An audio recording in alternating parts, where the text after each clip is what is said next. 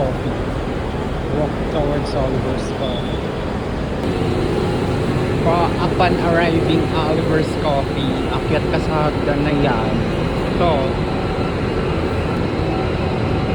Yan, akyat ka rito.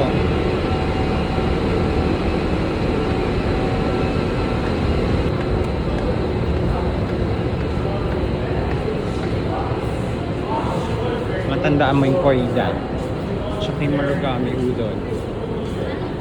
Kasi yan na si Jollibee sa kabilo. Go straight, then you will turn right dun sa dulo niyan. Yan, dito baba ka, tapos turn right dito.